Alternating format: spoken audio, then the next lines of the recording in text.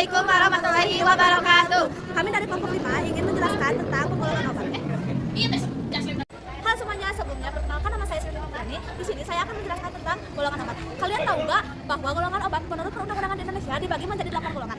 Penggolongan obat menurut Undang-Undang Indonesia dibagi menjadi 2, yaitu obat sintetis sama obat alam.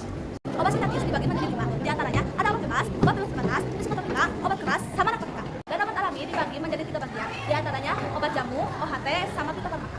Yang pertama ada obat keras, contoh obatnya adalah obat Bodrex. Obat Bodrex dapat digunakan buat sakit kepala, buat sakit gigi, dan meringankan demam. Obat bebas terbatas. Obat bebas terbatas adalah obat yang sebenarnya termasuk obat keras, tetapi dalam jumlah tertentu dan kemasan khusus bisa dijual secara bebas dan digunakan tanpa resep dokter. Contoh obat bebas terbatas ada dextromorphan, obat batuk, CTM, obat alergi, promethazine, obat mual dan muntah. Ada 6 peringatan obat bebas terbatas. Yang ketiga, obat keras obatnya seperti ini. Definisi, obat keras adalah obat yang hanya boleh dibeli dan digunakan oleh resep dokter. Penggunaannya harus diawasi resep dokter atau tenaga medis kesehatan. Karena berpotensi berbahaya jika salah digunakan dengan tepat.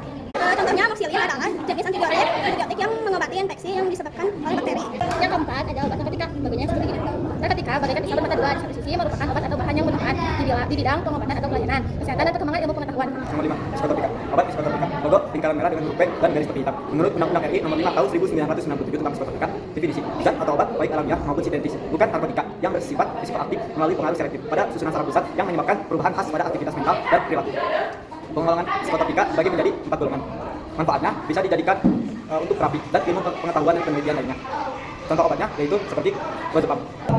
Terus ada obat tradisional. Yang satu, jamu. Jamu adalah obat tradisional Indonesia berupa ramuan dari tanaman tumbuhan, hewan atau mineral yang telah digunakan secara turun-temurun untuk pengobatan dan menjaga kesehatan. Contohnya tolak angin untuk masuk angin.